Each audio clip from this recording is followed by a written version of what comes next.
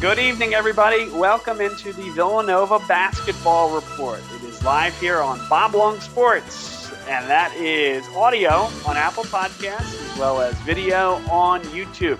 Give us a follow on Twitter at Bob Long Sports and Facebook as well, the YouTube channel. Basically, anywhere you want to find us, Bob Long Sports is the way to get you there, and can't do this one alone. We got a great crew here tonight. K-Mac, Tom Trainer, Kevin Long alongside, and guys, the Villanova Wildcat season continues onward onto the Sweet 16 of the NCAA tournament. I don't know that necessarily many people, possibly ourselves included, saw this one coming, but a wonderful two-game effort from the Cats. We were able to rebound without Colin Gillespie move forward. Let's get everybody's thoughts real quick, and then we'll get going with the opening tip. Yeah, I mean, first of all, just excited to be here. Didn't necessarily think we'd be doing a show here in the second weekend of the NCAA tournament, but here we sit. We have a big matchup ahead of us. I thought that we played some really complete games. Both games we played well defensively. I was really encouraged with the effort, and then against North Texas, just really came out shooting the ball really well. Probably better than we've seen this team shoot, even when Colin was on the floor. So really encouraged with the way they played. Probably one of the most complete games that we've seen this year. And certainly pleased to be sitting here in the second weekend. Yeah, I think the story of the Winthrop game was defense, which has been the struggle all year. And it was great to see. Thought, DJ Burns, I thought was going to, basically dominate the entire game. Luckily, he doesn't play too many minutes. Luckily, he got in foul trouble, but give the Cats credit. I mean, they played great defense all night, kept a Winthrop team in check that many people picked to upset Villanova. It was a very popular 12-5 pick, K-Mac included, evidently. And defense was the story of the Winthrop game, and as Kevin Long already mentioned, the shooting was awesome to see. I don't think I've seen Villanova not just shoot that well all season, but that confidently. Everybody caught the ball, ready to shoot, which was a really awesome improvement to see, and super happy for this team moving forward. K-Mac is the guy who said he'd be surprised, even before Gillespie went down, and before Moore had a high ankle sprain, although he seems healthy now, that you'd be surprised if they made it to the second weekend. So now they've done it. Yeah, they have. My bracket still doing well, still in first in the Bob Long Sports March Madness. Nobody else filled out a bracket this year, so not much competition, but still first. I'm very pleasantly surprised to see them.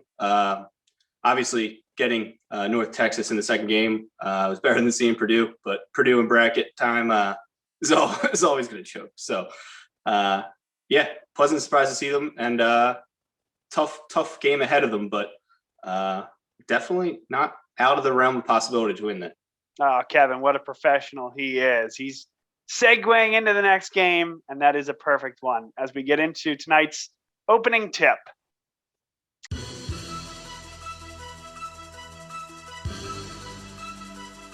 This is the opening tip here on the Villanova Basketball Report. Bob Long, Kevin Long, Tom Trainer, K-Mac here alongside.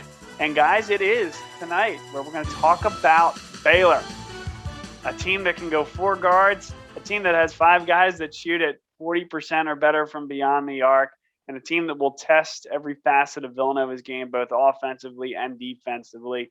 For my money, I thought it was the most impressive second-round team that I saw. Probably not named Southern Cal or Oregon, but at least on that side of the bracket, as impressively as I've seen anybody play. That Baylor team, they can get out and run. They can hit the three in transition. They can play great half-court defense. And I thought that Wisconsin played an excellent game of basketball, just could not get within 12 points because Baylor was matching them bucket for bucket after getting out to that lead. Yeah, it was really an impressive game on both ends. I was sitting there watching that game and thinking, even if Wisconsin comes back and wins this game, and then obviously we had not advanced at that point, but assuming we did, I think either matchup would have been difficult. But I think we definitely drew the tougher one here. Like you said, they go the 4 guards deep. All their guys can shoot. And I think the key for us is going to be to keep up with it. I mean, first of all, let's say this. We have to play defense the way we did in the first 2 rounds.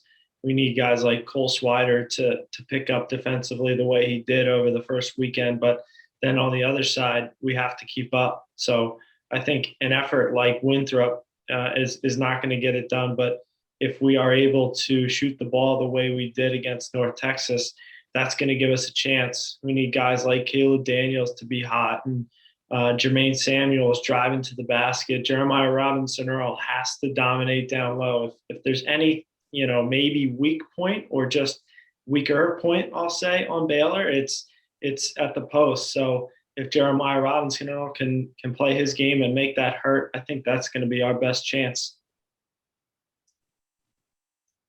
Yeah, so I mean, a few weeks ago, assuming Colin Gillespie was healthy, you would have thought, okay, this game is a matchup between a 1 and a 2 seed, most likely. But that is not the case, obviously, without Gillespie. And so what this game really reminds me of is 2005 Phantom Travel Call, Alan Ray, UNC. And I say that because with the personnel Villanova has, and I think a lot of Villanova fans are probably thinking this right now. I mean, wow, I'm excited about the future. Watching guys like Brian Antoine have great games, shoot it confidently. Watching Justin Moore, although he's still a little bit triangular, play really well and really dominate the guys who are guarding him and finishing at the basket. Great to see. Great to see for the Arch, getting playing time. But just this is awesome to have this young group of guys all of a sudden step into the spotlight. I really do feel like they're going to give Baylor a game. Might not be a game they win, but I very much see this developing, over the span of 2 or 3 weeks into that 2005 up-and-coming Villanova team with a bunch of stud recruits who weren't quite there yet, but they were going to be there yet the next year as one of the best teams in the country. And they took, that Sean May, Raymond Felton team, Marvin Williams, they took that team and to the wire, and had the cause maybe gone another way, should have won that game. And of course, that UNC team goes on to win the national championship game. So I'm pumped for this game because I really do see a lot of parallels. I think the Cats will give Baylor a game. And I think we brought it up after the Texas game, maybe how they kept passing the ball around and not taking the shot. I'd probably go back to that actually in this game. Make that Baylor defense run around, tire them out. If you play their pace of game and you're running up and down the court, you're going to lose. I mean, we see it with the two top teams in the country, Gonzaga and Baylor, are the best at it, running up and down the court. You have to try to play your game. We saw Oklahoma try to do it against Gonzaga, against them, and they just couldn't keep up with them. Baylor plays a very similar way, and they're you got to keep it low. I mean, if Baylor scores 80 points, I think they're going to win. I think you got to keep below that 80 points. I'll bring one other corollary into the mix here, and they don't look like this team, but Loyola Chicago against Illinois. And what does Loyola do very well? They play half-court basketball. They didn't turn the ball over. They made Illinois work. I thought the broadcaster did a great job describing that, listen, Illinois can still come back and win this game down 10, 8 minutes left to go, but it isn't just going to happen on the next 3 possessions. They're going to have to work and grind and just stop Loyola Chicago a bunch of times in the half court. And so that brings up the point is, how does Villanova do that? It's really difficult to do this, but you do, I think, have to start out fast and remain attached, if not front run, throughout the majority of the game. Again, not rocket science, right? You want to win the game, get out early, lead the game. Yeah, you kind of need to lead the game after 40 minutes to win. So again, I recognize that's not rocket science, but to be able to front run, not turn the ball over, that's one way that they can hang in this game. And Tom, I think you brought up a good point. This is going to be a 1 versus a 2 seed matchup, right?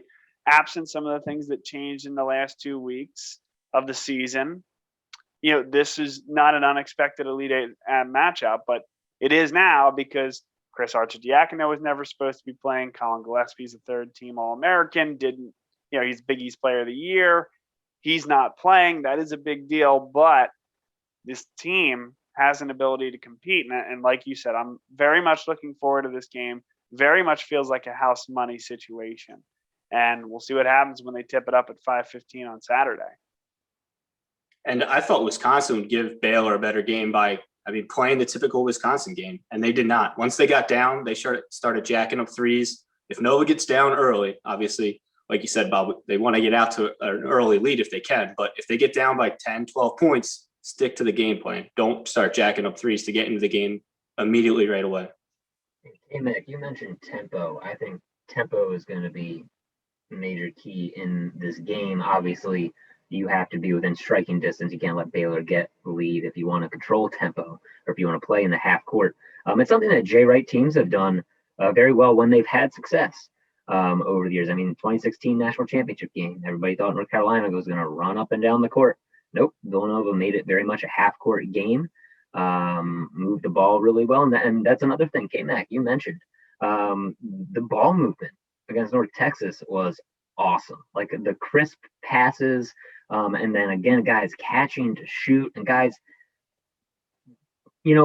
not predetermined as we sometimes fought Jermaine Samuels for being, but they were ready to play. They're ready to make a move with the ball, and just seemed so fluid, and it seemed instinctive out there. And they just seem to move as a unit like we haven't seen all year, even whenever Gillespie was on the court. Like the half-court offense on Sunday, I know it's North Texas, but the half-court offense on Sunday was the best I've seen all year. Two comments there, Tom. One, Jermaine, I think, has gotten better. Not to say he cannot relegate himself back, but again, I think really good job of deciding when to shoot, when to pump fake, reading the defender, taking him off the bounce. Favorite play he made was when he caught it on the baseline, pump faked, got his defender in the air, went right. So again, he's on the side of the baseline where he's dribbling with his right hand, sort of out from the baseline, drew a second defender, Jeremiah Robinson-Earl, a great back cut, got right on the baseline, essentially, bounce pass finish.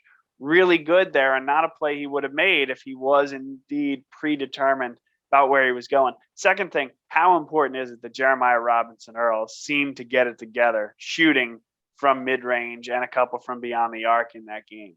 Because he simply didn't have it in the few games leading up to that point, and you felt like his legs weren't under him. He wasn't getting it to the basket from beyond the arc. We all know he has a rainbow shot, but it just didn't seem to get there to the basket in those couple of weeks leading up to it.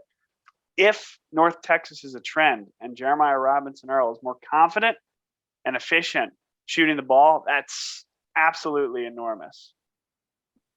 It feels like the whole team is just getting a lot more confident as we go here. As we've seen in championship runs of the past, that's sort of what tends to happen. This team all of a sudden puts it together, and we usually have the defense all year, but all of a sudden the shooting comes on hot. And it seems at the start of this tournament, guys have gotten comfortable with the fact that, okay, Colin is not here, our leader is not here, and now we have to step up. And you even heard Jay talk about it, I believe it was after the Winthrop game, about how he was hesitant to play some of the guys more minutes in the regular season because they had their 5 guys and they were pretty solid all the way around. And he knew, say you put Brandon Slater in the game, you're losing something offensively, and put Cole Swider in the game, you're losing something defensively. And at this point, there's nothing you can do. Those guys are playing whether you like it or not. And, throw Brian Antoine in the game as well there.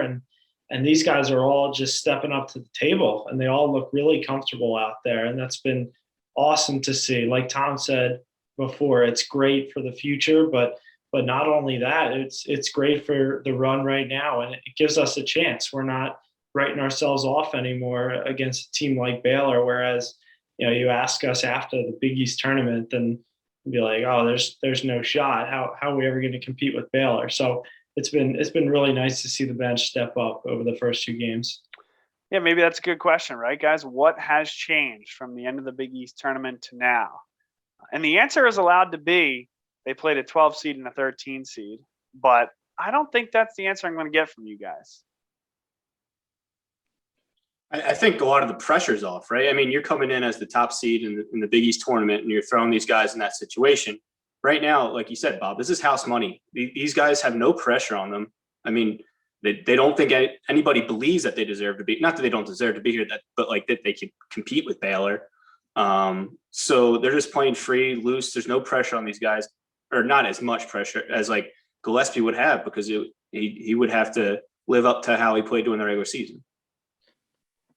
Yeah, you got to take this with a grain of salt, right? Because of what else is Jay going to say? But Jay said that that they lost to Georgetown, and they immediately looked at it. Okay, how can this be a blessing in disguise? How can we use this to our advantage?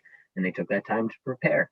And you have all these guys who haven't played many minutes, still figuring out the defense. And what they focus on? They focus on defense. And they took time to prepare over the next week to get them into a more cohesive defensive unit.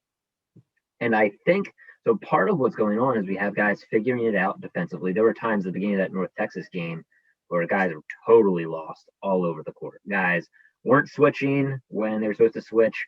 Were switching when they weren't. They were a mess the first 5-6 minutes of that North Texas game. But once they figured it out, one thing that's interesting is some of these guys that have been forced into playing more minutes.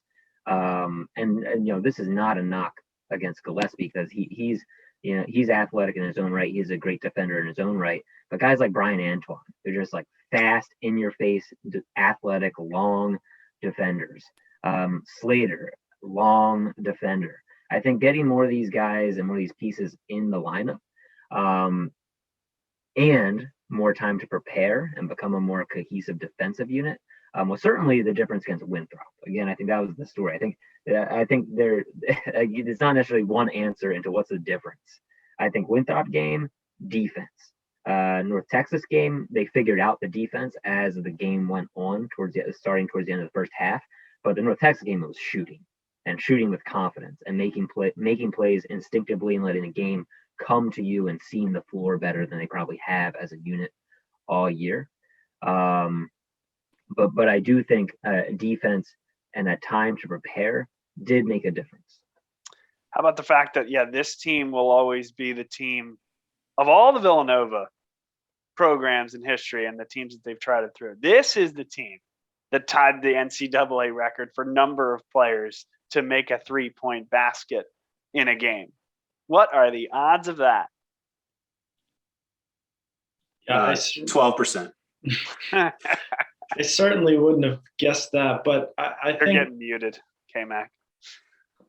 I think Tom was pretty spot on there about giving us time to get ready. And like Jay said, we didn't necessarily know what we were going to do without Colin. You think about when it first happened, right? Initially, of course, Justin Moore was in foul trouble, and all of a sudden Jeremiah Robinson-Earl decides he's going to be the point guard for the rest of the first half. And then the progression goes from there, and you have Chris Arcidiacono starting games, and he's maybe not necessarily up to the level of the rest of the starters on this team and even some of the role players, but he's doing a great job handling the ball and can really prevent turnovers and just facilitate a little bit. But we got to the point here in the NCAA tournament where Jay had a week to work with Justin Moore. He got his ankle is now healthy, and he's become better at the one position, which is not necessarily his strong suit, right? He's more of a two guard, comfortable in the catch and shoot. He can certainly drive the ball, but he's not your number one facilitator. So having him get a little bit more comfortable with that, and having the rest of the team a little bit more comfortable around him, I think has been a major difference from week one Big East tournament to now where we sit in the NCAA tournament. Yeah, Justin Moore, I think, did a nice job against North Texas. He did a very nice job against Winthrop as well. 15 points in both games, 50% shooting from the floor. And it didn't stick out to me. He shot the ball 12 times against North Texas, but it just didn't feel that way, right? Like, so we've talked about him being triangular, and for those unfamiliar with our vernacular, basically the Bermuda Triangle, where the ball comes in, it doesn't come out. A less nice way of calling him ball hog, I guess. But listen, they kind of need that at some points. It still needs to be the right shots, but I'm okay with him taking a contested jumper now and again. Yes, you want Villanova to move the ball, but at some points, especially late in the shot clock, it's, you know what? Fans probably want, and Jay probably wants, Justin Moore or Jeremiah Robinson-Earl taking that shot, or maybe Jermaine Samuels if he's put in the right position. So again, in some ways, he's been built for this moment. It's like, yes, Justin, we need you to be taking these shots. And he's a guy that can take them at a pretty high clip. All right, time to play devil's advocate. Because making jump shots and making contested layups against undersized North Texas and Winthrop teams is one thing.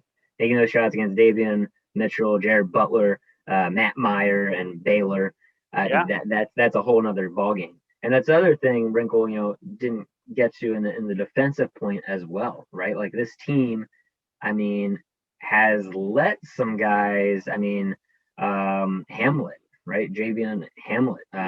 He had his way with defenders one-on-one. It's true. He's a pretty good player. Great player. No, but I'm saying, but what happens when you get to a Baylor team and they have 3-4 Javion Hamlets? Yeah, right. Sure. How do we get exposed in our man-on-man defense? Right. We have a bunch of new guys still getting used to the defensive scheme. I did credit them for their athleticism. Guys like Brian Antoine Slater, longer. Arch plays hard, tough defense, although he's a little undersized compared to those other guys. But so some of these things we've been saying they're doing well. Total different ball game against Baylor, right? Like best offensive team that they're going to play by far. Right, and just a different beast, right? Like totally different size, different athleticism, a whole new level. Great. Lots of excitement. Awesome, but they're going to have to play how well they play against North Texas still times 2 to really give Baylor a shot this weekend. Can they do it? We'll see. And sources say that Kevin Long gets upset every time Justin Moore hits a big shot because he thinks he's going to leave, and as a NBA draft stock is going up real high every time. You never know. You never know. I will trust our NBA expert here on Bob Long Sports Panel. Gosh, and you keep going great with these segues, Kevin McClernand, because in the spirit of defending takes made when there is emotion involved, Tom Trainer, we're going to bring it back to you. Is Jay Wright truly thinking about 2022, 2023 right now, my friend? How many zone defensive looks are we going to see, and why is it for 2022, 2023?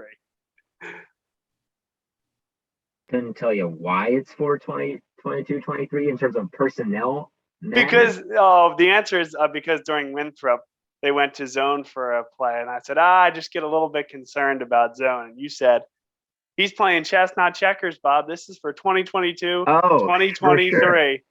And then, of course, as all great takes unfortunately do, like what is Brittany doing with her life, Mike Patrick? And we never really got to the end of that because the next play was a touchdown in overtime and the game ended. There was a timeout. We went to commercial, came back, did not play another defensive possession of zone. And so, unfortunately, we didn't get to fully experience this take. So just having some fun here. I want to get your thoughts there. Well, for sure. I think everything right now is the future. Like you said, this year's house money. I guarantee you that Jay is telling these guys, hey, we're going to prepare to win every game. He's not telling his seniors and he's not telling his guys, I'm only thinking about the next year. But he's telling these guys, hey, we got a lot of young guys. We got a lot of hope for the future. We're going to do the best we can now, but we got nothing to lose. Let's try some things. We got a whole new personnel, bunch of different lineups, 5 guys that have never been on the same court. For sure. Court at the same time together. Let's have fun with it. And I don't think it's any secret. The pressure's off. The pressure has been off, since Gillespie went down. And so I think they're certainly enjoying the ride, but at the same time, eyes forward, thinking about preparation for the future. Heck yeah. And that was actually my way to get to the point of, from a true, other than having fun, but from a defensive standpoint, I don't think this is the game to go zone. with 5 guys that can shoot it at 40% clip, I just don't think this Villanova team has showed, even against mid-major programs, that it can defend the zone effectively and not allow pretty good 3-point shots. Tom, to your point, I'd love in years future to see more flexibility, more versatility there.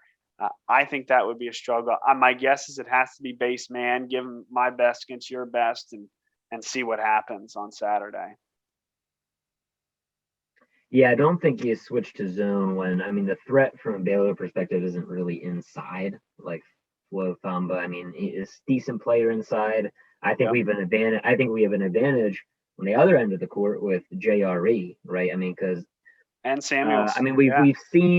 We've seen Villanova big men over the last decade cause problems for other teams with our ability for our big men to shoot a 3, right? Because other big men aren't used to playing that far from the basket. Now, I think Flo Thamba was a little bit more athletic than some of those other bigs that we were probably thinking of, but still not used to playing far from the basket. So I think on the other one end of the court, we have the advantage with JRE, Jermaine Swider's ability to shoot. But to your point, I don't think that when Villanova was playing defense, thinking about Baylor's offense, the concern, you're right, is outside. It really comes down to it's like Nick Saban always says, it's a hat on hat. It's going to come down to those individual man-to-man matchups. Of course, help defense is always important. But that's really what it's going to come down to. How much can our guys lock down defensively man-to-man? Because you can't play zone. Baylor will shoot you out of the gym. And being very, very tight on what you're doing against high ball screens, off-ball screens. Baylor does it all. They're really good. They're one of the best teams I've seen in a long time. Them and Gonzaga, I think, are the 2 best teams in the country. Have been, may continue to be. Should be your favorites to meet up in the championship game. But let's see if Villanova can, as a team that was right there for a good portion of the year in the top 10, even up to number 3 at times. Let's see if they can find a way to make it happen without their 3rd-team All-American. Guys, before we move on, so the next round, if Villanova were to win, it's the winner of Baylor Nova against Oral Roberts and the Arkansas winner. Oral Roberts, what an awesome story. Really great story. Arkansas, they're really freaking good. I feel as if at 7:45 on Saturday, we still have another game to talk about, we can come on and preview that next one. How's that sound? I'm in. Cool. It'll be another pleasant surprise. Exactly. So let's not waste any time worrying about an Elite 8 matchup at this point. I'm terrified of Oral Roberts. But wouldn't be the first time this squad proved Kevin McClernand wrong. That's right. True. Ain't no doubt about it. Anything more before we move on to another great segment led by Kevin Long? Nothing. All right. Time for Cat in the Wild.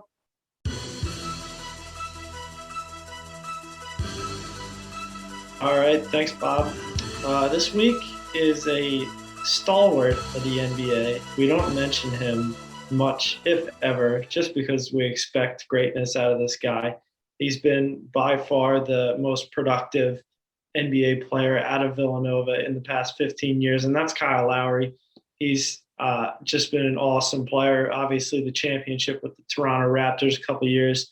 This year, he's averaging 17 points a game, 44% from field goal, 39% from 3, 5 rebounds a game, 7 assists a game.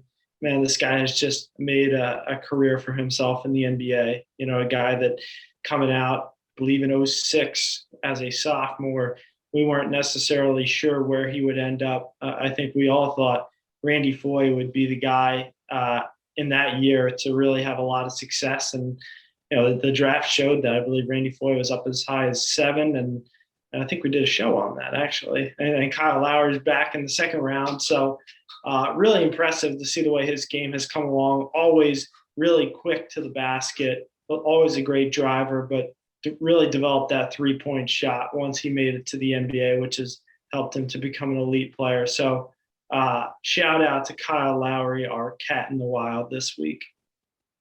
Come on, Kev. He was still a first-round pick. He wasn't a second-rounder. Is that true? I think he was around 21, 22, somewhere around there. Taken by the Memphis Grizzlies, I believe. That is true. We got to get the BLS interns to fact check that. Fact checkers, where you at?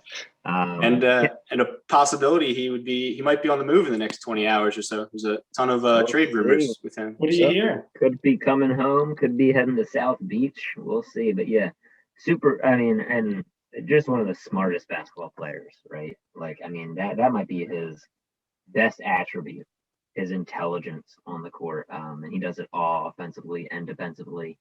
I mean, his intelligence, along with, I mean, the dude's just a gamer. You don't find a tougher basketball player in the NBA than or anywhere than Kyle Lowry. Great choice, Kevin Long. Well, the intern just pinged me in my ear. He said it was the first round 24th pick in 06 by the Grizzlies. Thank you, intern.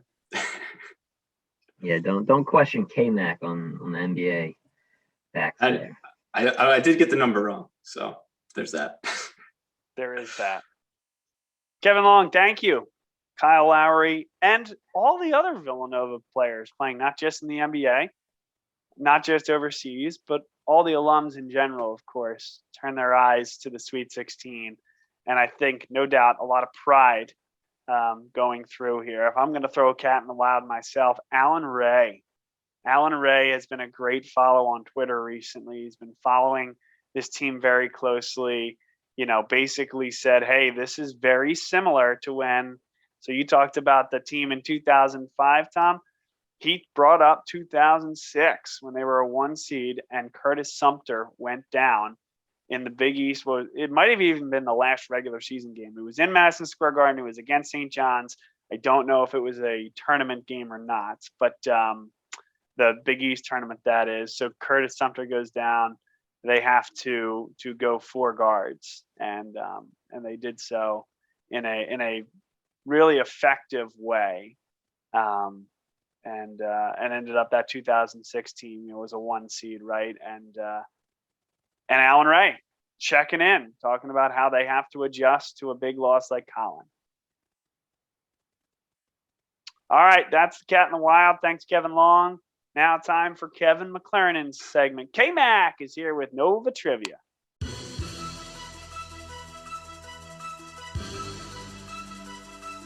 Well, wasn't expecting a show this week, so not a lot of Nova trivia, but we got some Baylor trivia for you guys. Just only one question on Baylor.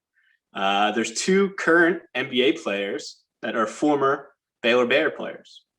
Can you name those 2 players?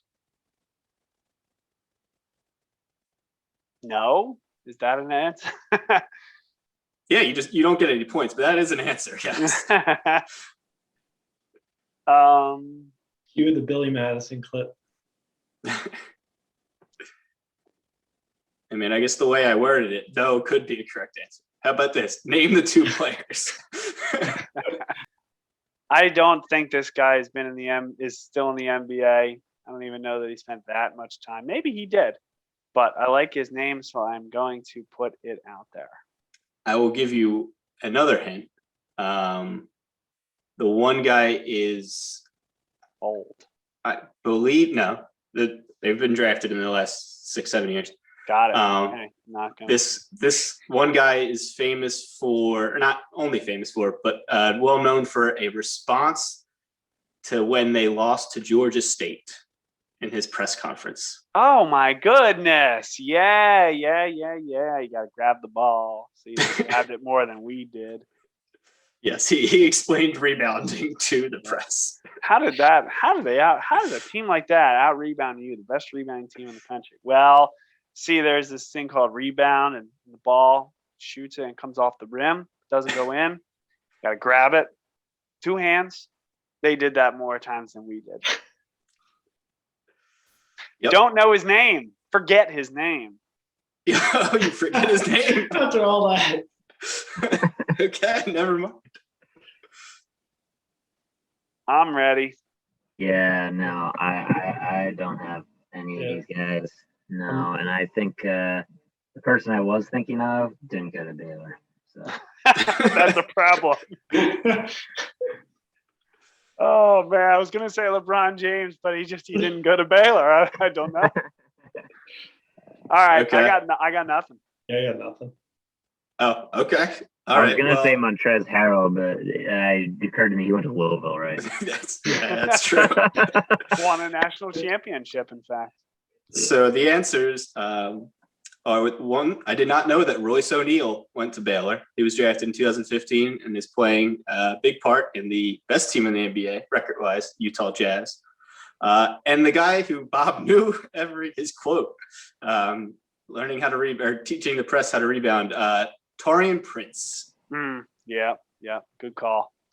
Good call. Yeah. The guy I was going to say, because I like the name, is Ekpe Udoh. Remember him? Yes, drafted 6th overall by the Golden State Warriors. Yeah. Yeah. No longer in the NBA. No, he is not. I can give you guys another trivia question if you want. You might remember this guy. In the 2000, I believe, 14 draft, he was drafted by the NBA midway through the first round because he, during medical, they found that he had a disease that he could not play in the NBA. And he actually only had one working eye, if that also helps. I remember the entire story. Yep. Don't remember the name. Yeah, he wore the. Also realizing that I confused Montrezl Harrell with Taurean Prince. He wore those goggles too. Yeah. This guy, who I don't know his name, from Baylor, again. Go ahead, Kev. We don't know. Isaiah Austin. Those were the sort of that were like, oh, that doesn't ring a bell. No, that wasn't like, yep, I remember Isaiah Austin's name, but there was no that does not ring a bell for me. Zero chance that I would have come up with that in 30 seconds. Don't remember that name.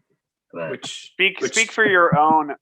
I think it was about 2 years later they determined he was misdiagnosed or something like that. So he actually did play basketball overseas, I believe. So there's that I didn't know that. Yeah, great job by me on the trivia this week. Really, really good. So I guess by default, I win the year-long Apparently, challenge. We don't watch much Baylor basketball. Yeah, I mean, well, Baylor hasn't been that relevant. I mean, even when they were good, they lost to freaking Georgia State and couldn't out-rebound. They were a classic upset team. You say that to Quincy Acey. You say that to his face, Bob. We'll see how that goes. That's great. K-Mac, thank you. Villanova's going to need to win another game to get Kevin Long and Tom Trainer another shot at me here. So I will have 20 questions next week so they can catch up if we're still here. That's right. Let that serve as all the motivation needed to this Villanova team to go beat Baylor. Because I think I speak for everybody, especially K-Mac. Nobody wants to see me win this thing, least of all K-Mac. I'm going to provide some negative points since you knew the entire Taurean Prince rant, but you did not know his name. So right. Negative 500 points for Bob. Negative 500. Wow. I had a three-point lead, so that went away quickly. Yep. Or whatever it was. I don't know, something like that. All right. Let's bring this segment to a merciful end and move on to the shoot-around.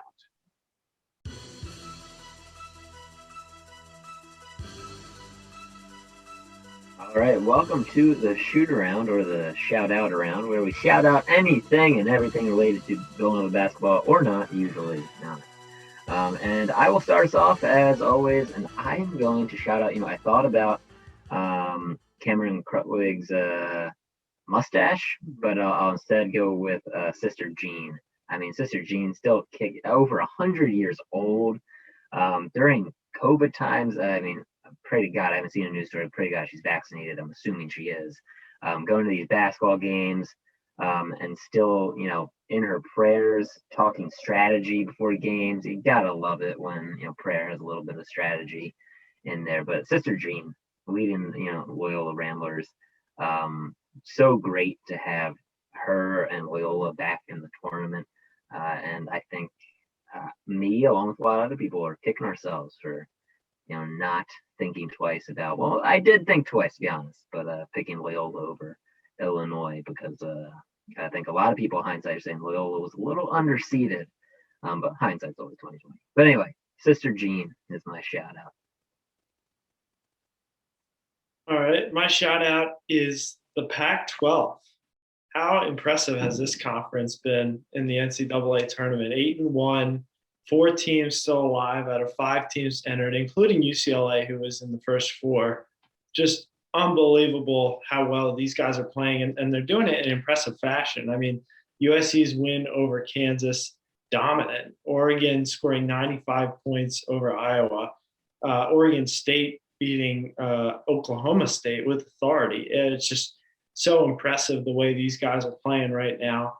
I think it's late to make a New Year's resolution. We're in late March here, but my New Year's resolution is to stay up later and watch some Pac-12 basketball next year, because this caught me by surprise, as did most of the nation, I think. And they got something special going on out there this year. We all thought Big 12, Big 10, and here we sit. We have, I believe, one from each conference right now. So just really impressive what this Pac-12 is doing, and very deserving of a shout out.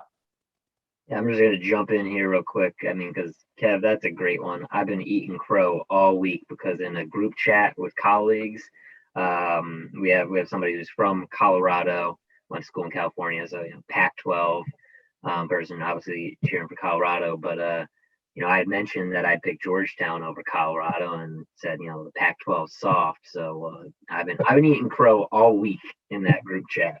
Let me tell you, Pac-12, that's impressive. Not alone this year. Not alone. All right, I'll go next. I'm going to take the obvious one. I'm picking Jay Wright. I was reading the ESPN article today. They do the reseeding after the first weekend. They had them as a 1 seed, I believe, or maybe a 2. But they said all of us counted out Villanova. And how did we forget that Jay Wright is still one of the best coaches in college basketball, not football. I was about to say football. I mean, he's done a great job with his team. Like I said, I didn't expect them, or I would have been not shocked, but surprised that they made it out the first weekend before the injuries. And now I'm really shocked they made it out. I think getting all these guys ready to play and giving them the confidence to beat 2 teams in the tournament. And let's see how we can prepare for Baylor. I'm going very unique tonight with my shout out. So you guys are all shouting out really good things. I'd like to call to attention an underrepresented group, somebody that just unfortunately has gone by the wayside in college basketball, something that I think still is very important to the heart of the game, but we're just not seeing it. And that is the block call. Yeah, unfortunately, this underrepresented group is no longer part of the game of college basketball. It needs to be. It's still there. It wants to peek its head out. But unfortunately, the stripes just no longer make it be. The block call across all college basketball games thus far, leading to the Sweet 16. It is so unfortunate in these trying times to see the death of a huge part of the game. It is an endangered species, folks, but I hope that it can make its return to Indiana this weekend. The block call, forever part of our hearts. That's all I got. Thanks for the shout outs, guys. Bob, so you're saying, I just want to clarify, the block call is dead in that they are no longer calling blocks. They are no longer calling blocks. Charges only. Got it. Charges only. I think there were 4 separate times this weekend where I said to my wife, that's the worst call that I've ever seen. Oh, yeah. Yeah. Absolutely horrible. Same here. All weekend, it was just, how can the refs be this bad? Truly the worst call I've ever seen was was it Oral Roberts, Florida, or Earl Roberts, Ohio State? It was one where no, I'm sorry. Loyola Chicago against Illinois. Final minute of the game. Driver for Loyola Chicago drives baseline at an Illinois defender, kind of jumps the pass, jumps straight up in the air, The Illinois defender does not even fall back. And the whistle is blown, and there's a little bit of a delay, and he calls a charge. On a pass cross court where there was marginal contact and the Illinois player did not even fall to the floor. What is happening? Also, folks are nowhere near defensive guarding, legal guarding position, and it's charge.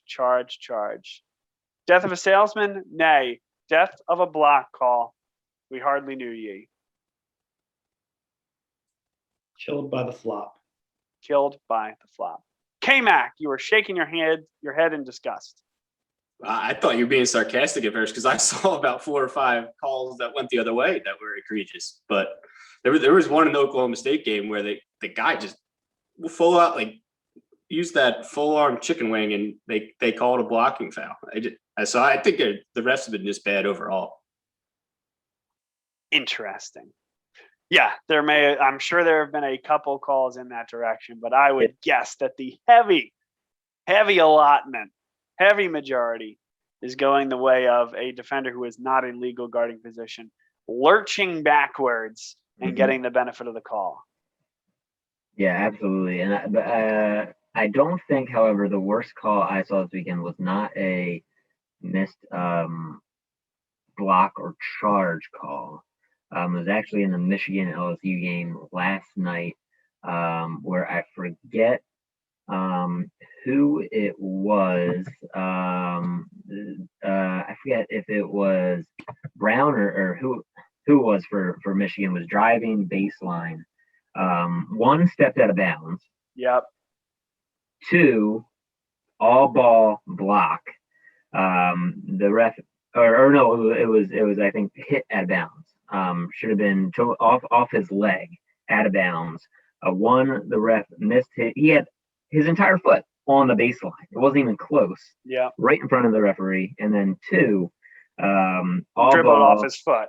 Well, it was stolen. So got a hand in there. LSU defender got a hand in there. All ball off his foot, and they call foul somehow out of all that.